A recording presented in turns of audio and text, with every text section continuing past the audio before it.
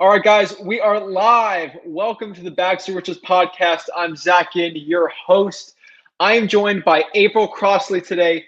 April has such an amazing story getting started in real estate investing. She became a teenage mom into a healthcare worker into a full-time house flipper.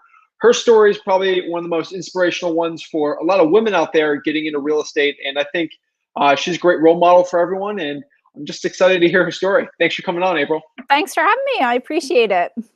All right. So let's get started. Let's hear your story. Start from the beginning. I want to hear how you became a millionaire with the power of real estate. Yeah. So it's a little crazy. When I had my son very young, when I was 16, and I was always a good student. I like to learn. That was a very defining moment in my life for me. I was telling someone the other day, it was a good thing. It made me really put my head down and focus, and not so much worried about having any friends or going to prom or partying or anything like that, because my life completely changed and I couldn't have a quote unquote normal life from the time I was 16 on. So I knew I had to go to school to like make better money. I couldn't just like have a high school diploma. And my mother was in healthcare. So I went to college to be a respiratory therapist, which we're like kind of like nurses, but specialized. We work with people on life support that have breathing problems, stuff like that. So I went to college for that. So my degree is actually in biology, oddly enough, which is just, I tell people, maybe you shouldn't listen to me because this isn't what my degree is in. And I went through all that all the while. People will always tell you negative things. Like when I had my son very young, it was like, well, like your life's over. See ya. Like you're done. You're never going to accomplish anything. And people just saw it in a very negative light. And I just knew that I wanted better for him than what I had. So I was going to like make that happen. And my intention was to be the CEO of a hospital. So I was actually like at the point in my career where I was shadowing a CEO and I was working in healthcare and I was getting my master's degree. And I picked up a freaking book about real estate called The 1 Minute Millionaire. And I just thought everything in the book was a lie. Like I was like, this can't be true. This can't be true that you buy a house. I was not financially educated at all when I was younger. So to me, the concept of like buying a house, someone else is going to live in it other than you, and they are going to pay it down. And then when you sell it, you get to keep that money. That's how simple this book was explaining things. And I remember saying to my now husband, who then I was just kind of dating at the time, I was like, I don't understand this. And he was a real estate agent. And he's like, no, you get to keep that money. I'm like, why would someone do that? And he's like, you're doing that. Because I had a great job, but I was renting a house from a landlord. And I was like, oh my gosh, I am doing that. I should buy a house. So I just started learning more and more about real estate. And while working in healthcare, and same thing as kind of when I was in high school and had to keep my head down, it's not that I didn't care about having friends. I think that's important, like life balance, but I was so focused at one point on getting out of healthcare. Like healthcare just took a really bad turn, like where it became from taking care of people to just a business. And I didn't get into it for it to be a business. So it was kind of starting to disgust me and I just wanted out. And I feel like when you have that drive inside of you, like, I can't do this anymore and something has to change, it really forces you to like work really hard. And that's kind of what forced me to like really hustle to find deals to be able to get out of my job. Okay. And what type of real estate do you get into? You start wholesaling? Like, how did you start trying to make that income? Yeah, as crazy as this sounds, I never wholesaled till 2 years ago. Wow. Yeah. And I've been doing this for 12 years. So I just had like a very skewed perception about wholesaling and wholesalers and ripping people off, and how like I just had a very like bad taste in my mouth about it. And that was like an immaturity thing, I guess you could say. And you're not wrong. There's some bad wholesalers out there. There are some really, and I think I was just speaking from like my experience probably, and like who I was dealing with being in real estate, and wholesalers were just always super shady and trying to sell me stuff that didn't make sense. So I actually started out flipping on a joint venture because I took a course, and a wholesaler that I met at this course, because you meet tons of people going to like conferences and stuff. And this wholesaler is from my area, and he brought me this deal, and he was like, I have no money, so I just want to like sell it to you. I'm like, okay, so like wholesale. And he's like, yeah. And I looked at the deal, and it actually made sense. And I took it to my husband and was like, I want to do this deal. My husband's like, but we have no money. And I'm like, well, this guy has no money, so he wants to sell it to us, and we don't have any money, but I really want to do this. So my husband knew someone else in real estate that was flipping. So he took it to him, and he was like, this is a great deal. Do you guys want a joint venture? So do you want to like team up, and, you know, I'll bring the money. You brought the deal, but you have to do sweat equity as well, like rip out carpet, clean up trash, stuff like that. So like now my business is at a different point, but in the beginning, I was joint venturing with other people who had more experience with me so that I could get into flips, because I didn't have private money, or some of the pieces were missing from my business. Okay. Yeah. So your first couple deals here, you had no money, you're still flipping properties. So exactly. So you got the JV guy there who had the funds. Were you flipping with them in those first couple deals? No. So we actually flipped one deal with him. And at the end of that deal, I always tell people, like, I didn't really understand how to read a HUD until probably 5 or 6 years ago. They just like baffled me. So I always let my agent do it. And then who's my husband, then I just learned, like, I got to learn how to read these things on my own, and finally sat down and figured it out. But, in the beginning, when we did that first flip, I saw that we got paid, the other guy got paid, and then this other person got paid on the HUD. And I was like, who in the heck is that, like, getting paid? And here it was a private lender. So that was my first introduction to private lending. At the end of that deal, that guy came to us and was like, hey, this deal was great. Like, this deal was so good, and you guys did great on it, and it went smooth. If you ever need money, your partner used to use a lot of my money, and now he's not anymore. He has his own money, so he's not using my money anymore. And I don't do real estate. I just lend my money. So like, if you want, I have $265,000 you can use. And we were like, what? Like, to me at the time, like, I'm coming out of like being a teenage mom, going to college, having college debt, having bills. I'm just now like wrapping my head around, okay, I'm not going to be a renter. I'm going to own a home. $265,000. I was like, that is a crazy amount of money. Like, back then it just seemed huge. And with that, you can do 2 to 3 deals a year in my market, like turning them, like 2 to 3 deals a year. At that time, I couldn't think any bigger than that. That's all I could think. I couldn't think I should raise more money. I could do more deals. I couldn't think that big. I wouldn't think that big. I'm not sure. I just wasn't educated. I wasn't around the right people. So my thinking was much smaller. So I was just working my job in the hospital, and I dropped out of my master's program because I was like, I can't learn about real estate and do my master's. It's just not enough time in the day. And we used this guy's money to buy like 2 houses a year, sometimes 3, and that's it. I was just kind of like mulling along in my job. And then when I really started to hate my job, it really forced me to think, how do I get out of this and just do real estate full time? That's what really pushed me. Yeah. Okay. And no offense to your husband, but how most real estate agents they're really good at like talking to people and getting listings, but they're not as knowledgeable about the actual flipping part. Was your husband a really knowledgeable flipper? Not a knowledgeable flipper, but knowledgeable about investment. So my husband became a realtor because of the Rich Dad Poor Dad book. So when I had met him, he tried to get me to read Rich Dad Poor Dad. I'm like, this just isn't my jam. Like, I know people love that book. I'm not knocking it. I think it's great. Robert Kiyosaki's amazing. I don't like the book. Like, I just don't think it's written very well. It doesn't jive with the way my brain jives. So my husband had other investment books laying around that he would read. And my husband worked in finance for Harley Davidson. And so he had more of like an investment mind. So I just picked up this book, but my husband had never flipped houses, but he did own 2 small rental properties in our inner city where we lived, like $30,000 properties. That was like the ARV, 30 grand.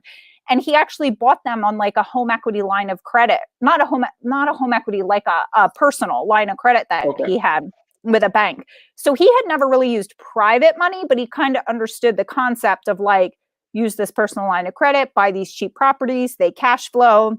So he had those 2 properties when I met him, but I never really asked him any questions and he never really talked about them because I was like, yeah, I'm in school for my master's in healthcare. Like, I don't real estate. So I 100% agree with you. I say to this day, the real estate agent that is also the investor is like a unicorn. It's like finding a unicorn. It's so rare. And my husband is that. Like, I would say he's a really good realtor and does a high volume business, but he's definitely happy we have like the investing side. Yeah. And so how did you guys both together really gain the knowledge of becoming a flipper? Because there's the April Crossleys, and then there's the people that watch HGTV and try to do it all themselves and fail. So what's the real difference between those two, and how did you get the real knowledge of becoming an actual house flipper? Yeah, I think just trial and error and like mistakes along the way, and a lot of sweat equity, lots of sweat equity. I'm talking like I would work 3 to 11 in the hospital. So 8 in the morning to 2 in the afternoon, I'd be painting or tearing out carpet, or I mean, literally just go nonstop. It was crazy. And figuring out that, okay, if I rip out this, oh wait, then I also have to rip out this. And I don't actually know how to replace that light fixture. So that's going to cost me way more money than I thought. So it wasn't always pretty in the beginning. I wish I would have had more of a plan in place, I guess. I relied heavily on contractors. I always have. But in the beginning, I did as much work as I could on my own. And I'm not very good at anything. So that was a huge mistake. I should have just bought at a deeper discount and hired more contractors. But I used to actually text pictures. My dad used to be an HVAC guy. So I would text pictures to my dad and be like, what is this? Like, I couldn't even walk into a house and say, that's an oil furnace, that's a gas furnace, that's electric, that's I couldn't do that in the beginning. I would just take pictures and send them to my dad and be like, what is this? And he'd be like, that's a super old oil boiler. You should rip that out. And same thing with contractors. I'd be like, here's a picture of this roof. What do you think? And they'd be like, it's old. You're going to have to replace it. I'm like, ballpark, what would that cost? So lots of Googling and lots of sending pictures to contractors or paying them to walk through a bank-owned property with me. I'd be like, listen, whatever you make an hour, I'll pay you that. I'll give it to you in a gift card if you want. And meet me at this house and walk me through and tell me what's wrong with this house. Yeah. Okay.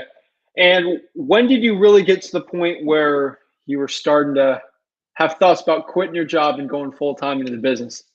Yeah. So, I don't, to me, it was like very well planned out. I knew we kind of started flipping and buying rentals at the same time. So I went through the whole BRRRR strategy. So I knew to do a cash out refinance, the bank was looking at my credit. Well, they loved me because I worked in a hospital full time. I was making good money. I had health insurance. I had this great W-2 and I fit in their box. So they loved me. So they'd be like, oh, you want to cash out refinance? Sure. So I was like, what happens when I don't have this job anymore? And they were like, yeah, don't do that. Don't do that because we won't give you a refinance. So you just have to start asking questions like, how can I do that? Instead of people saying like, don't do that. It all goes back to people telling me you're going to be on welfare your whole life now. And I'm like, okay, or how can I not be on welfare my whole life? Like, how do I do that? Don't just tell me I can't do it. So the bank pretty much told us like, you know, you make really good income flipping houses. It's basically like a second full-time job. You're meeting the same income you're making in healthcare. If you can show that you can do that consistently for 2 or 3 years in a row, you could leave your job if you want. And honestly, I had like a target, that 3-year target date in my mind, and my job, just healthcare, I don't know how to explain it, was just getting worse and worse and worse by the day. And it was like nails down a chalkboard for me to have to go into the hospital and work. Yeah. Mm. So, but I didn't just like say, oh, I flipped 3 houses last year, so now I'm going to quit because I'm going to do that all the time. I could look back and see that for the past 3 years, I flipped enough houses to replace my income. And okay, now it's time to leave because I can still do cash out refinance. Because there's nothing wrong with flipping, but obviously if you're trying to build wealth, you need to be buying rentals. Like that's where it's at for sure. Definitely. And how are you finding these deals now and before? All off market. So I've never done bank owned. I've never done tax sale. I've never done auction. I have only ever done direct to seller. And sometimes I feel a little lazy with that. Like I should get good at like auction or I should get good at something else. But I just always find direct to seller has always been easiest. So in the beginning, it was just always letters. I've had a website with Carrot since 2014. I was probably one of the first people to ever have an Investor Carrot website. And I can honestly tell you, like looking back, it was the best thing I ever did. That's obviously a long-term play. But my best deals come from my website right now. But I've had it since 2014. So Google loves it. It ranks well, all that great stuff. Back in 2014, everything was coming from direct mail. And I can see looking back the shift in just society and how people go about things now, because people don't like phone calls and they don't like mail. So if they can go to Google and say, how do I sell my house fast for cash? That's what they're going to do. That's the route they're going to take. So right now we do website and we do mailings. We used to text. We cut texting out completely. It was great when it first came out, and it's just been, we track all of our KPIs, like key performance indicators, and it just has not been performing for us for the past probably year and a half. So we ditched texting. So right now, mainly just mail and website is what we do. Yeah. And who's going on the appointments? So we've changed that a little bit. At first it was just me. I was the only person in my business. That's it. My husband was my real estate agent and I'd send all the mail. I'd talk to the sellers. I'd go out to the appointments. It's that whole, like, just putting in the sweat equity thing. I actually I had this point in my career after I left my job where I wanted to quit the real estate business. And I was having like regret about giving up my healthcare license. And a good friend of mine who's a physician had lunch with me and was like, well, why do you want to quit? And it was pretty much because I was burnt out from doing everything. Mm-hmm. So she recommended me to a mastermind. When I went to that mastermind, I realized like how much money I was leaving on the table by not wholesaling. Like if I had deals I didn't want, I just sent them to this girl in my area and was like, hey, I don't like this area. So just like take this address and do whatever you want with it and send me $500 if you close it. And she'd be like, okay, cool. So she'd just run with it and then send me $500. And I was like, that's good. That'll like pay for some mail. When I went to this mastermind, they were like, you are crazy. Like you need to start wholesaling. And they're like, and you need help. You need to like bring on an acquisitions person or something. And it just clicked for me. I was like, I've literally been sending this girl addresses and she will go close them and she'll just resell them, wholesale them. Why am I not working with her? So I flew from Dallas, Texas back to Pennsylvania after my mastermind and literally stalked her and sat down with her probably 2-3 times and was just like, I don't know what it's going to look like and I can't explain it to you, but we need to team up. We need to work together. And she did wholesaling and I did flipping and buying rentals. And she agreed. So now she used to go on all the appointments. So it'd be me and her. She'd take all the calls. She would go on all the appointments. We would go to mastermind meetings together. Then we brought on a project manager for our flip projects. And my project manager is very good. She can pick up on anything in a house. She has such a good eye. So now all my acquisitions girl does is just sales. I just want her to do sales and take phone calls and help me organize the business because she's wicked smart. She has her master's degree and like she's just so smart when it comes to business organization. So we work more as like a team now as opposed to like, this is my business and you're my acquisitions manager. It's like we work together. Yeah. She takes all the seller calls. And then when we have to go on appointments, our project manager goes out and she takes pictures and fills out a report for us and sends it back to us. And sometimes my business partner will go out on appointments, but I'm trying to get her like out of doing that. Yeah. Yeah. So she can work remotely from wherever she wants, if she wants to. That's Okay. my goal. Yeah. You said your mastermind was in Dallas. Is that Investor Fuel? Yep. Mm-hmm. Oh, wow. Yep. Okay. I Yep. love Mike. Yeah, he's great. It's a great group. It's a great group. Yeah. Okay. Yeah. So I think you're revealing a secret here that I don't think a lot of people know this, but I figured this one out pretty quick is females are actually, they do better than males on appointments. Have you found that out too? Yeah. I just think because sellers trust females more. They kind of feel like males are more salesy, I think. Yeah. And females just have more empathy naturally. It is what it is. There's lots of differences between males and females, and that's just one of them. So it's definitely better. I mean, I love that my team's almost all female, not quite, but almost. And I mean, it works out good for us. Yeah. Okay. So I'm just trying to think about your business here. Overall, here's the $1 million question for me, because I do a lot of wholetailing. I wholesale and I do wholetailing. Okay. What's the difference between you when you get a deal on either, hey, am I going to do a full-time flip here, like a huge project? Am I just going to wholesale it, put lipstick on a pig, put it on the market, or just get rid of it and wholesale it? How do you figure that out? Yeah, sometimes it depends on the area. It's definitely case by case. Sometimes it depends on the area. Sometimes it depends on the scope of work. If it's a massive rehab project, so right now I'm located in Pennsylvania. All my business is in Pennsylvania. So we're in the Northeast. So if someone calls us and they have a massive rehab project, and I know I'm going to have to hold that thing through the winter months, like we have one we were looking at and it has coal heat. You have to like feed the coal heater. And I'm like, I don't want this thing. Who's going to go down and feed the coal heater like every day? Just wholesale it. Like if the seller will let us we're fully transparent with the seller when it comes to wholesaling. So if they'll let us walk people through, we'll wholesale it. Wholesale, I like for cupcakes. So like if I can clean it out and resell it and know that I can make a decent profit on it. I mean, we turned one where we cleaned it out. We're going to do the roof. So we'll clean out and just put a new roof on it. And we pulled out the carpet because there's hardwood floors underneath, and we'll make like $38,000.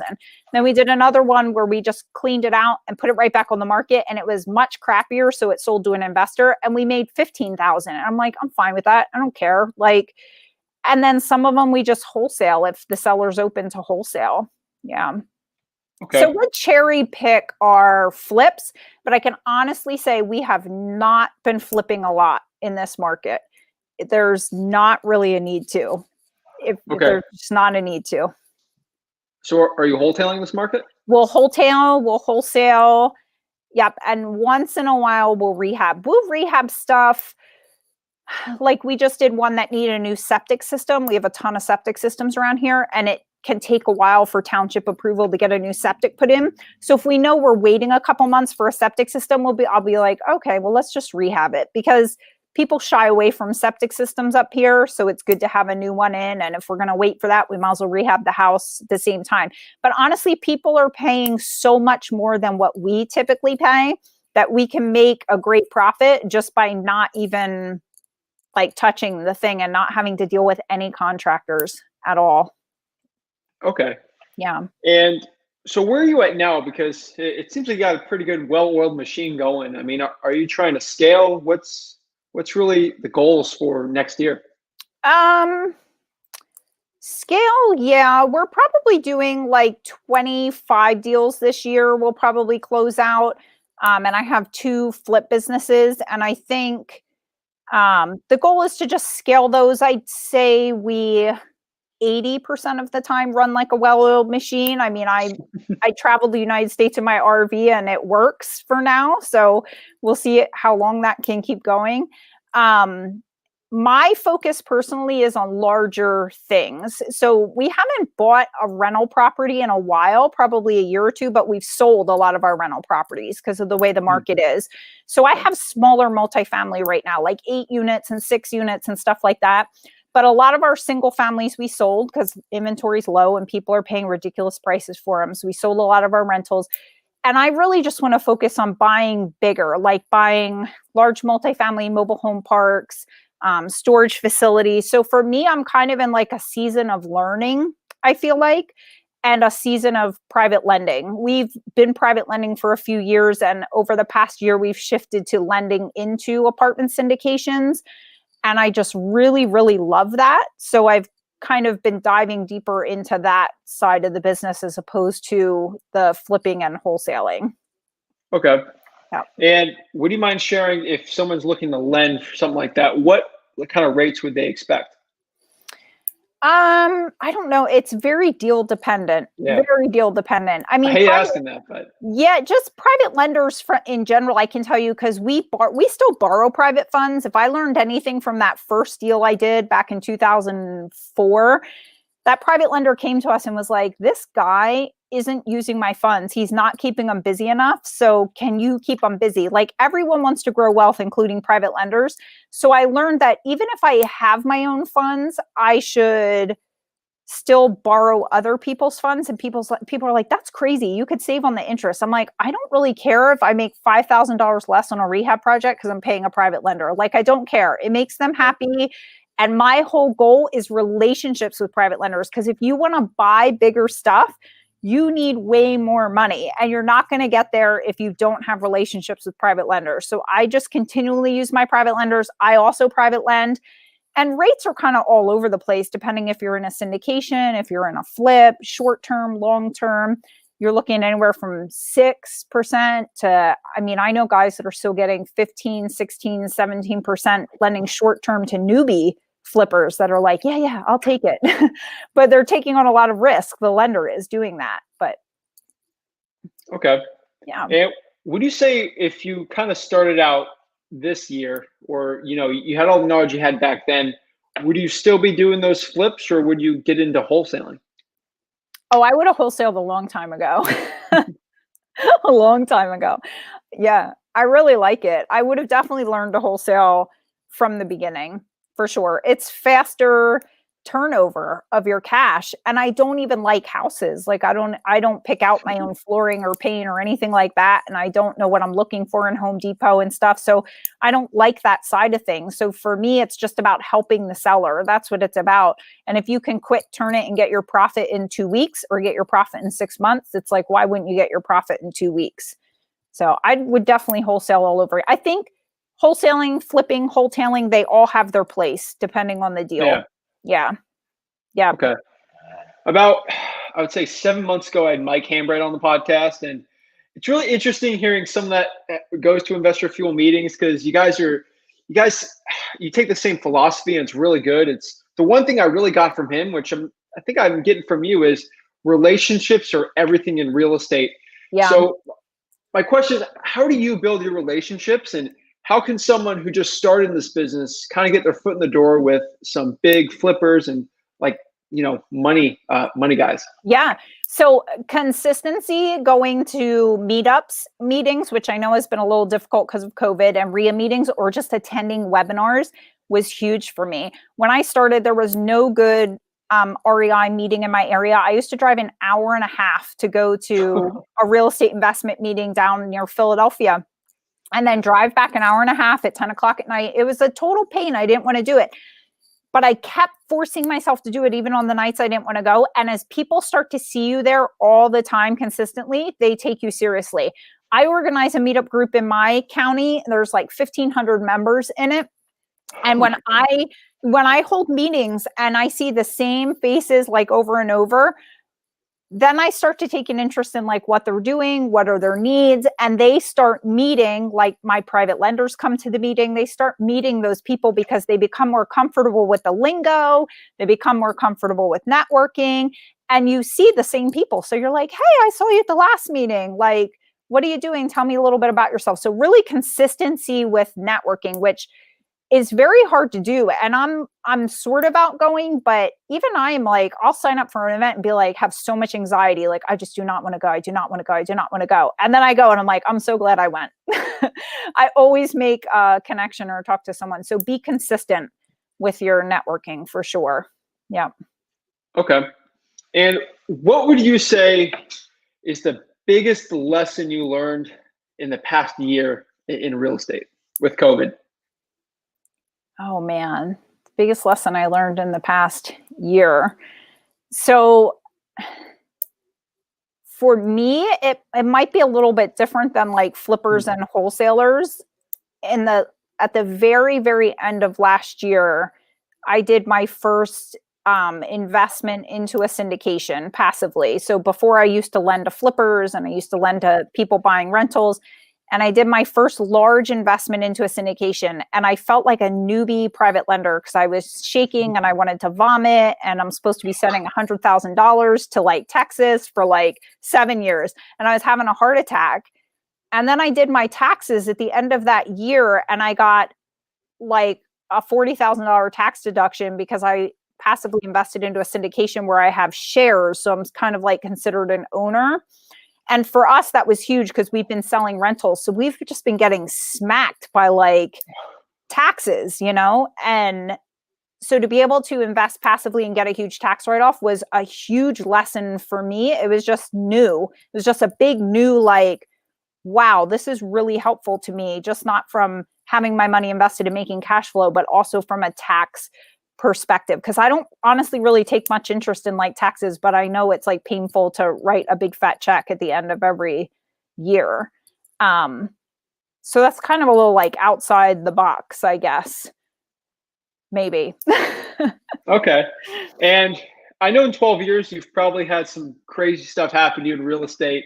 What would you say is your craziest real estate story? Oh my gosh. That's a great question.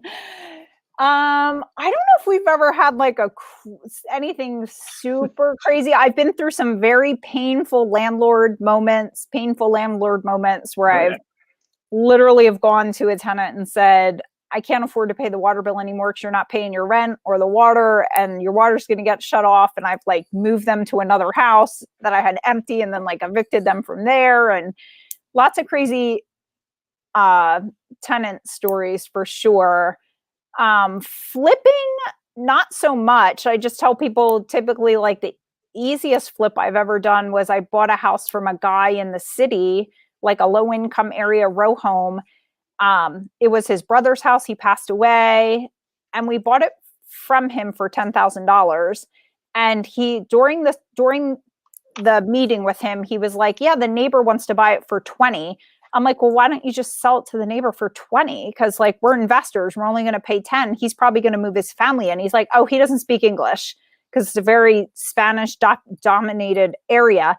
And I was like, so just get a translator and sell it to him for 20. He's like, no, I just need to do it very quickly for 10,000. I just need it done. And I don't want to deal with him because he speaks Spanish and I just need someone that can buy it quick.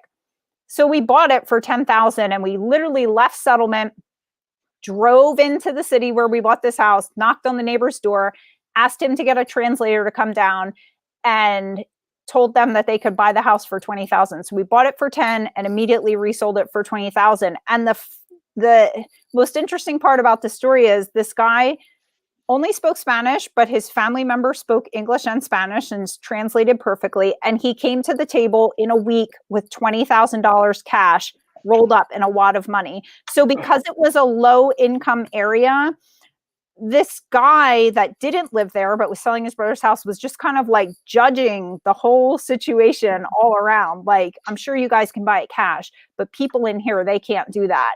And it's like the low income area where we live, the Hispanic population isn't huge on banks. They don't trust banks and putting their money in banks. So having wads of cash under their mattress, not unusual at all. So we bought it for 10 and resold it for 20 in a week. It was the easiest deal I've ever done. It was amazing. And this family was so happy because we sold them a house fully furnished with like everything in it. They couldn't believe it. It was a good feeling. Yeah. Wow. That's crazy.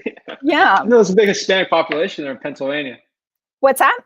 I didn't know there's a big Hispanic like city there in Pennsylvania. Yeah, in Reading, in the inner city of Reading, Pennsylvania. If I actually owned I think we owned 10 units total in there, and we sold them maybe 5 years ago. But my tenants used to tell me, there's lots of people there from the Dominican Republic and Puerto Rico, and my tenants used to tell me, they were super nice, but they tell me, you're never going to do well in the city because you're a white girl and nobody respects you or trusts you, and everybody's going to make your life a living hell. So you might as well just like sell your properties, or, you know, good luck. I mean, people would just tell you that. Yeah. I get told that all the time, just because I'm in a different demographic where I'm at flipping houses. But yeah. oh, okay. So the one thing I do have to ask you is, I mean, you're a millionaire now in real estate. You got, I mean, everything someone would dream of. I mean, what's really pushing you forward now to do more? One, I just can't sit still. I don't really like to, I love to learn and grow. And what pushes me forward is I'm the dumbest person in every room that I'm in. I'm the dumbest person. I'm part of 2 mastermind groups and I'm the dumbest one in the room. And when I'm not the dumbest one in the room, I'm bored and I need to be in a different room. And when I'm the dumbest one in the room, I want to cry every time I'm there because I just don't understand what people are talking about. And it's so far above my head that I'm like, I don't get it. But I go back 3, 4, 5, 6, 7, 10 times until I catch on to the lingo and what they're talking about. And so what pushes me is the people I'm surrounded with. I'm not doing shit compared to what they're doing. Like, I haven't accomplished anything compared to what they've accomplished. So I am just in awe of these people, and I see how their accomplishments have helped them impact the world. So like, I'm around guys that are like building freaking orphanages in India, and like they're just doing massive things for society because they can, because they make such great money. So to me, I'm like, I'm not there yet. I'm not there yet. And I want to be there. So that's honestly what drives me. Yeah. Wow. Yeah. So real estate investing and wholesaling in general, there's no secret. It's very male centered and male dominated. Yeah. I mean, the secret's out that, females in acquisitions, especially in wholesaling, do a lot better. I see it in my market. Yeah. And that I have a lot of people in my Facebook groups, things like that, that follow me that are female and they're trying to get in this business. And it's hard for me to relate with them. I mean, I struggle with no money in real estate. I can relate that, but being a female in this industry, what would your advice be to a lot of young females like you starting out, putting their foot in the door in this business? Yeah. So I grew up like 1 year apart from my brother. So I always kind of had the mentality, I can do anything you can do because my brother did it. I can do it too.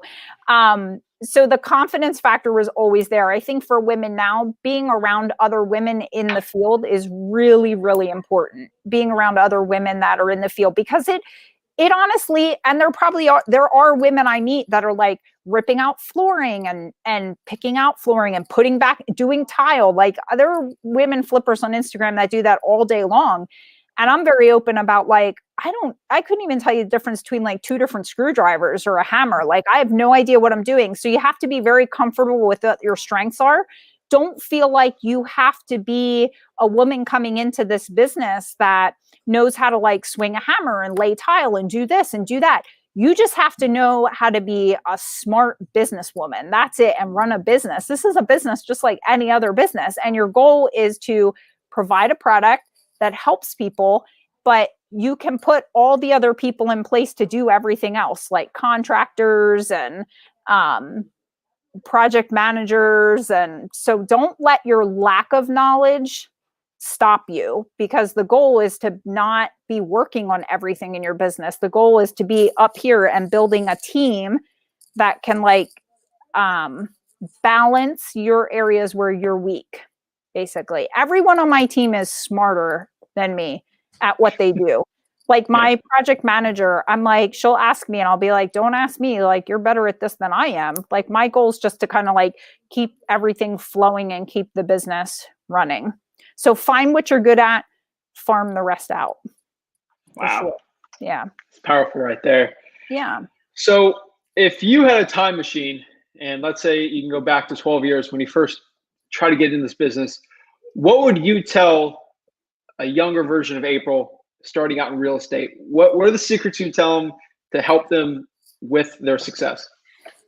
Definitely, hands down, get into some kind of coaching and never leave. Never leave. I was in coaching off and on and off and on. And my biggest regret is not staying in some kind of group or some kind of coaching with someone that forced me to think bigger. Because I look back on all the years where I was like, why didn't I think of that sooner? And I'm like, well, you didn't think of it sooner because you weren't around people thinking bigger than you. So hands down, that's my biggest. People want to complain about the cost of coaching or the cost of Mastermind. I'm just like, you have no idea like how much money successful people invest into their education first. Like that's a priority for sure for me now. And I wish my younger self would have known that. Okay. And so we got a couple questions here. So we got so true negative Nancy's. Got some people in the house. Don asked, are you flipping or wholesaling? I think we kind of answered that. Yep. Yeah. So Viviana asks, she wants to know, do you recommend take some project management classes as a young female real estate investor?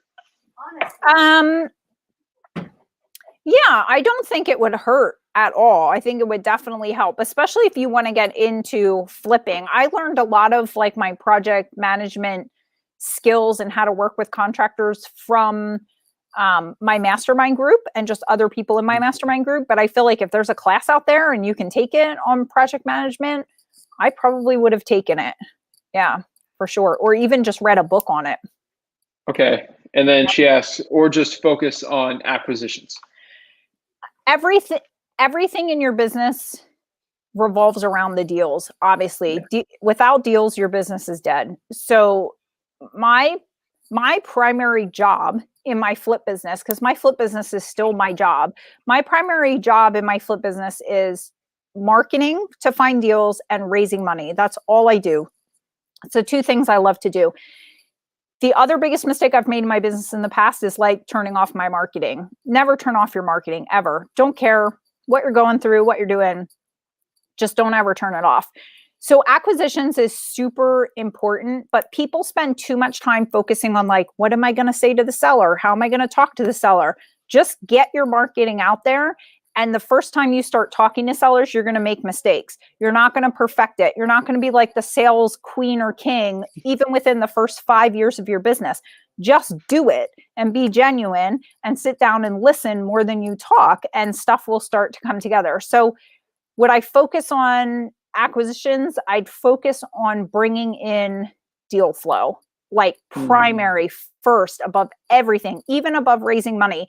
Because if the deal is there, the money's going to be there. The money's going to come. If you have a deal and you're like, I have no idea what I'm doing. I don't know how to flip a house. I don't know any contractors. I don't have any money. You can take it to a more experienced investor in your area.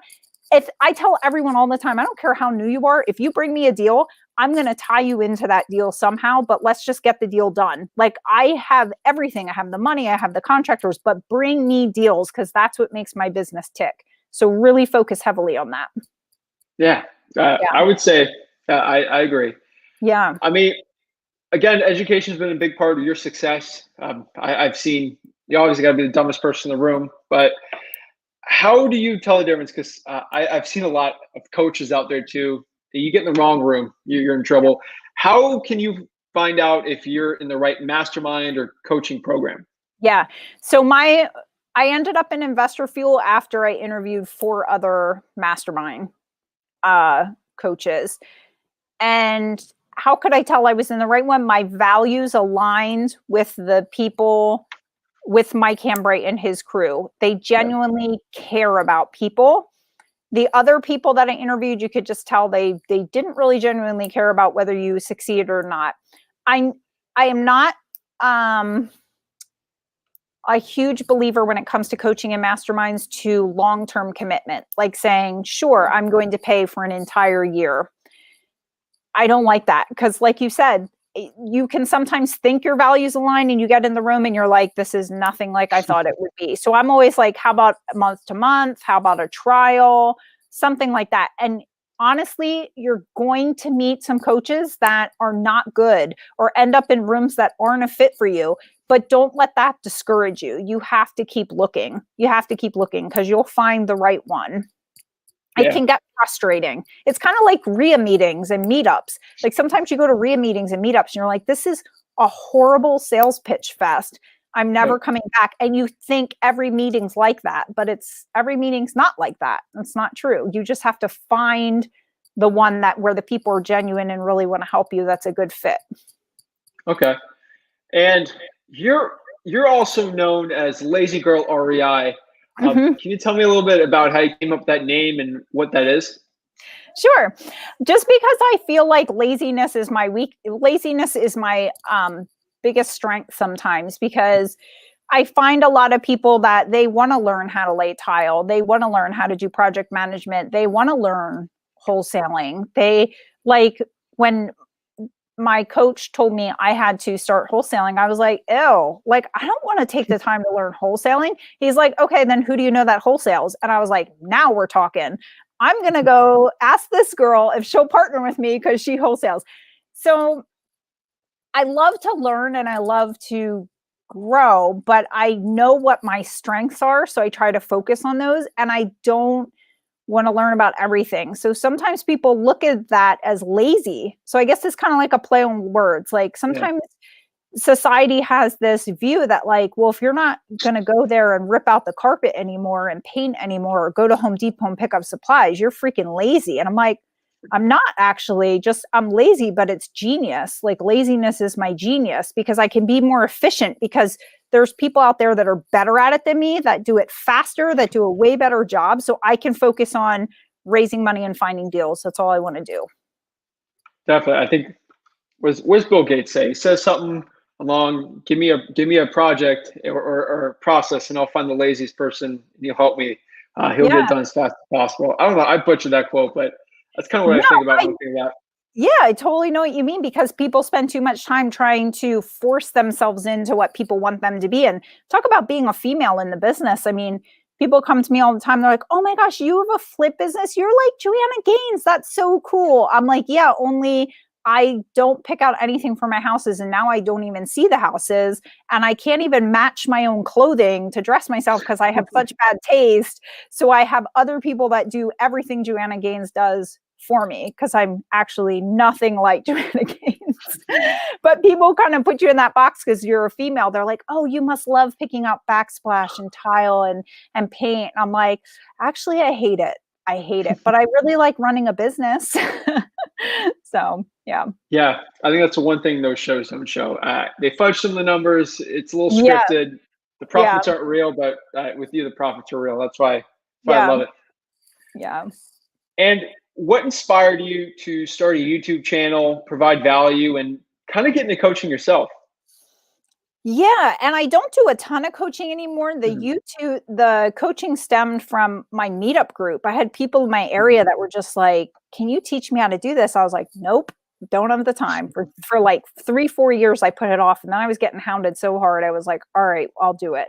The YouTube channel, this might sound like, I don't know why I started the YouTube channel. I started just to like share my journey and information with people. And I'm very open about, I don't know it all. So sometimes I say stuff on my YouTube channel and then someone will message me and be like, you should look into this. It's even better. And I'll be like, guess what I learned about today? You know, definitely don't know it all. Far from it. And I just started it to share my journey. Like I didn't know anything about YouTube or monetizing YouTube or how to use YouTube, or I was just like, I'm going to record some videos and tell people what we're doing on our deals. And people just really like it, I think, because I'm fully transparent. Like someone will call me out on a YouTube video and be like, oh yeah, well, you forgot this closing cost. And I'll just comment, you're right. Dang it. I forgot it again. Like, so what? Like everybody like makes mistakes in this business. So I think people just appreciate what the opposite of HGTV is. Yeah. Like, here's my mistakes. I'm not perfect, but here's what I've learned so far. So if it helps you, awesome. Yeah. Definitely. I mean, that's kind of what I try to do on my channel. That's what I appreciate about you. Yeah. People can really tell when you're being real and when you're kind of got that little car salesman thing going. Yeah. But I do appreciate you guys doing value. You guys should definitely go follow her on Instagram, check her out on YouTube. my last question really for you here is, if you had to go back and you had to go forward. So what I'm trying to say here is, if you had to start out, like we took all your money away from you, and you're like 12 years back, but you're in 2020, what would you do to become the next April Crossley? No money, nothing. I would go to my local meetup group and start asking around title companies and attorneys who is flipping houses successfully in my area. And I would stalk them, because everybody's so busy these days, you have to stalk them. And I would ask them, what can I do for you in your business so that I can learn? Do you need deals? Tell me what to do and I'll do it. I'll find you deals. And I would start YouTubing videos on how to find deals.